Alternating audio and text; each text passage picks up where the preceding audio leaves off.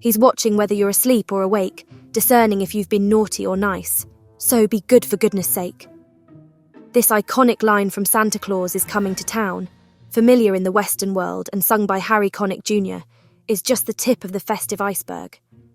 We've all hummed the tunes and watched the movies, but the real story behind this magical figure, who traverses the globe in a single night, remains shrouded in mystery and wonder. Saint Nick, a legend for over a millennium, is renowned for his selfless gift-giving to children and his embodiment of the holiday spirit. Known by various names, Saint Nicholas, Kris Kringle, Father Christmas, Père Noël, each name evokes a different shade of his storied legacy. While the tales have evolved, the essence of this extraordinary figure remains constant. Today, on Echoes of History, we delve deep into the life and legend of Santa Claus. If you're curious to uncover the layers of history and myth surrounding this iconic figure, make sure to subscribe and like our channel.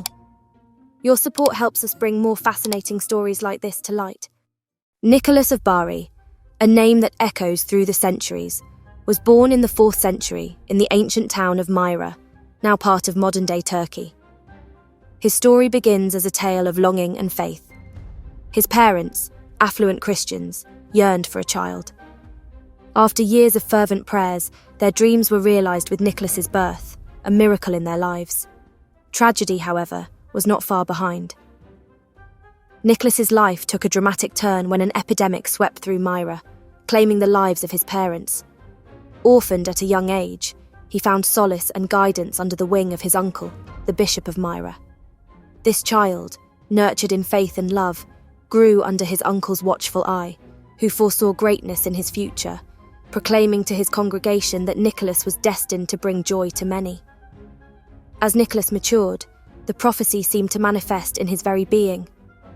Known for his extraordinary kindness and a heart that sought to uplift others, Nicholas became a beacon of hope and generosity in his community. His life's journey is not just a tale of sorrow and loss, but a testament to the power of kindness and the enduring spirit of giving. Growing up as an orphan, Nicholas harbored a profound empathy for the children in his town. He often joined them in crafting handmade toys, a simple yet profound act of kindness that brought smiles to many faces. Despite his wealthy background, Nicholas's heart beat with compassion for the less fortunate, driving him to seek ways to alleviate their struggles. In this town lived a man burdened with poverty, a father to 3 beautiful daughters. With no dowry to offer, a shadow loomed over their future. Without it, the daughters faced a grim fate of being sold into slavery, as their father grappled with financial incapacity. Nicholas, upon hearing this plight, was moved to act. Yet, he sought to preserve the father's dignity, choosing not to confront him with charity directly. Under the cover of night, he stealthily dropped a bag of gold down their chimney. The gold, landing in stockings left out to dry, seemed like a divine answer to the family's prayers. Overwhelmed with joy and relief, the father used the gold for his eldest daughter's dowry, securing her a brighter future. Nicholas repeated his clandestine generosity for the remaining daughters, but fate had a twist in store. During his final act of kindness, he was discovered.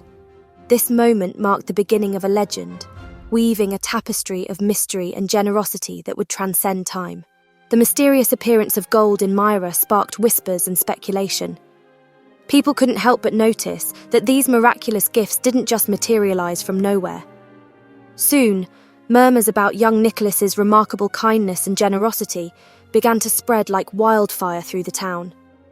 Nicholas, a soul of simplicity, found little personal value in wealth. To him, happiness wasn't measured in gold or silver. However, he recognized the transformative power his wealth held for others. With this realization, Nicholas embarked on a mission, silently observing those in need around Myra and discreetly distributing his inheritance to uplift their lives. Word of his covert generosity spread, inspiring the townsfolk. In hopes of receiving a similar boon, they started leaving their stockings and shoes by the fireplace. Miraculously, gifts began to appear in homes across Myra, as if by magic. This phenomenon ignited a chain reaction of kindness, with neighbours extending helping hands to each other, their pride no longer an obstacle. Whenever an anonymous gift surfaced, gratitude was directed towards Nicholas, regardless of whether he was the actual benefactor. Rumours swirled through the town about the man who seemed to be everywhere at once, aiding those in need. People began to whisper that Nicholas was not just a devout Christian, but perhaps blessed with magical powers. His acts of kindness were so widespread and impactful that they transcended the bounds of ordinary human capabilities in the eyes of the townsfolk. Nicholas, having distributed all his earthly possessions, embraced a life of spiritual devotion. He chose the path of a monk, dedicating himself entirely to his faith and service. This journey wasn't just a tale of generosity, it was a transformation of spirit.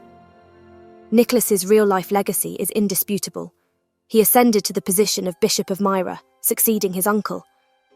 Historical records confirm his presence at the First Council of Nicaea, where he was vocal against the corruption he perceived in the Catholic Church. In one notable incident, he is credited with rescuing children who had been kidnapped, further cementing his reputation as a protector and guardian. His sanctity and miraculous deeds led to his canonization as Saint Nicholas, the patron saint not only of children, but intriguingly, sailors too. Yes, the man who would become Santa Claus had a penchant for travel, even in those early days. Nicholas's dreams extended far beyond the shores of Asia Minor. He yearned to sail the world's vast expanse, a desire that resonated deeply with the sailors of his time.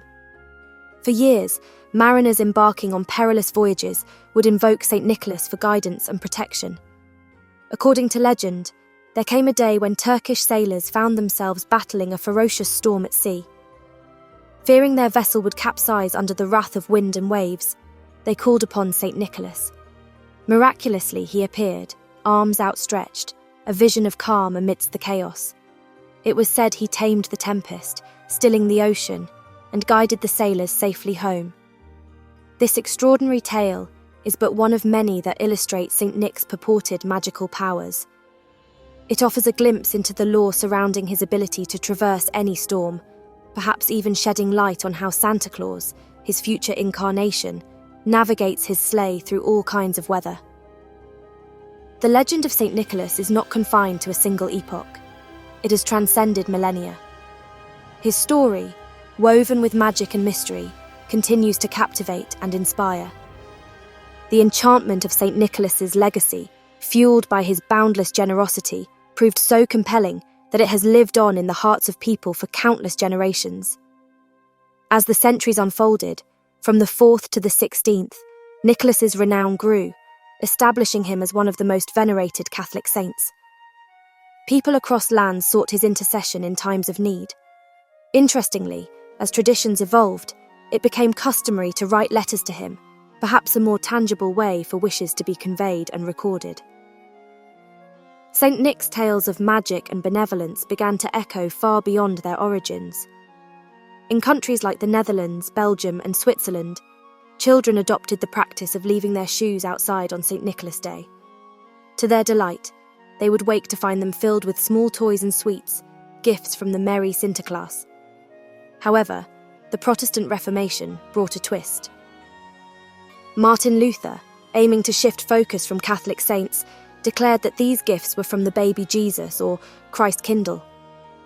This led to some confusion among the populace, who had always associated these festive surprises with the joyous St. Nicholas. The transformation of Christ Kindle into Kris Kringle was a linguistic twist that led to the nickname becoming an enduring part of holiday lore. Post-Revolutionary War, America was ripe for new traditions, a cultural landscape seeking to establish its own identity, distinct from English influences. Enter Washington Irving, an author already renowned for his captivating American folktales like Rip Van Winkle and the eerie Legend of Sleepy Hollow, a Halloween staple. When Irving encountered the Dutch story of Sinterklaas, he saw an opportunity to Americanize this festive figure. Thus, he rechristened Sinterklaas as Santa Claus, seamlessly integrating St. Nick into American Christmas tradition. Irving's 1809 publication, Knickerbocker's History of New York, further cemented Santa Claus in the American imagination. He wrote of a remarkable Santa sighting in Central Park. The good St. Nicholas came riding over the tops of the trees in that selfsame wagon wherein he brings his yearly presents to children. Irving Santa even took a leisurely break to smoke his pipe of tobacco, adding a human touch to the magical figure before he resumed his fantastical journey. As time progressed, Santa Claus traded his pipe for a penchant for cookies, an endearing trait that humorously contributed to his famous round belly. This evolution of Santa's image, from a pipe-smoking figure to a cookie-loving jolly old man, added a whimsical, relatable touch to his persona. The Santa Claus narrative continued to flourish, enriched by the imaginations of various writers. Among them was Clement Clarke Moore, who, on a snowy December evening in 1823, found himself inspired while carrying a Christmas turkey home. Surrounded by the serene beauty of the winter landscape, Moore penned a poem titled A Visit from St. Nicholas, though it's more commonly known as The Night Before Christmas. His opening lines, "'Twas the night before Christmas when all through the house not a creature was stirring, not even a mouse. The stockings were hung by the chimney with care, in hopes that St. Nicholas soon would be there," captured the essence of Christmas anticipation and wonder. This poem swiftly became a cultural sensation. It so vividly and charmingly encapsulated the Christmas spirit that within a few short years, it was a staple in American homes, with many able to recite it from memory. The image of Santa Claus underwent a remarkable transformation. No longer was he primarily thought of as a 4th century saint from Turkey, but rather as a cheerful, portly old man who descended chimneys to leave presents in stockings and under Christmas trees. This evolution in perception blended the historical St. Nicholas with a more whimsical, modern figure. St. Nick's adventurous spirit as a sailor and traveller was well known. Navigating the treacherous seas, especially in an era long before the advent of GPS, was a testament to his skill and daring. However, his desire for efficient land travel led to an iconic addition to his legend. In 1821, an anonymous writer introduced Old Santa Claus with much delight, a story that showcased Santa's transition from a simple wagon and boat to a magnificent sled, pulled by a single reindeer. This depiction marked a significant shift in how Santa Claus was imagined in popular culture. The Santa Claus narrative further expanded in 1889 when poet Catherine Lee Bates introduced Mrs. Claus. This edition offered a glimpse into Santa's personal life, hinting at a domestic side to the legendary figure. The exact date of their marriage remains a mystery, but their union is humorously speculated to be one of the longest in history. The mysteries surrounding Santa Claus, like whether he and Mrs. Claus had children, add to the intrigue of his legend. Over time, the narrative of Santa's mission to spread joy evolved with captivating details that captured the public's imagination. The story goes that Santa established a secret base at the North Pole, where he assembled a team of diligent elves to manage his toy workshop. His transportation also received an upgrade, with a fleet of 8 magical reindeer. In 1939, the narrative expanded with the introduction of Rudolph the Red-Nosed Reindeer, adding a heartwarming twist to Santa's already enchanting story. Even the President of the United States, Benjamin Harrison, in 1891, embraced the spirit of Santa Claus. He shared with the press his plans for an old-fashioned Christmas tree for his grandchildren, declaring his intention to play Santa himself.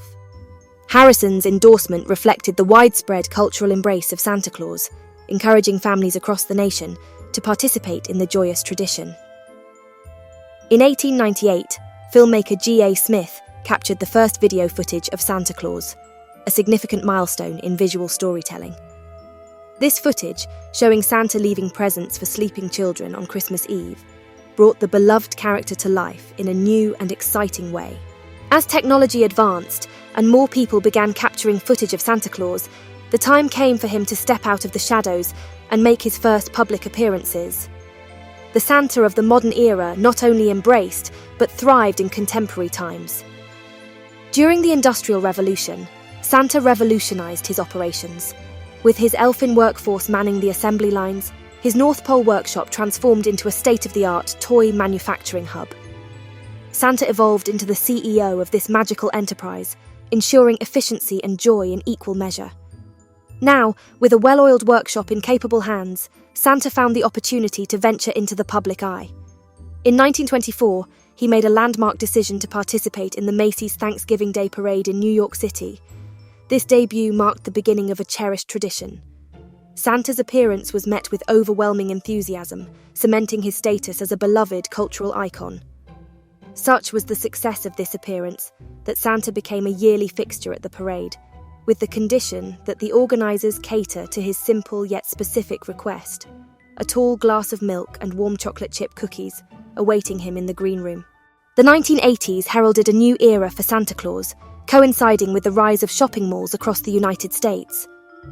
This period introduced the now beloved tradition of Santa Claus setting up his festive throne in malls, listening to the holiday wishes of children. It was a time when the personal connection between Santa and his young admirers became more tangible and heartwarming. Adding to the cultural phenomenon of Santa Claus, New York City hosts the annual Santa Con. Contrary to what the name might suggest, it's not a conventional convention. Instead, it's a vibrant celebration where people don the iconic red and white attire of Saint Nick and take to the streets for a jubilant celebration. This event epitomizes the playful and communal spirit of Santa Claus. Globally, similar events pay homage to Santa Claus. The Liverpool Santa Dash, for instance, is another testament to his worldwide appeal. These events, each unique yet united in their festive spirit, reflect the global reach of Santa Claus and the joy he brings. And now we move on to the 21st century, where Santa is seen as a role model for children to be good all year round, to receive presents.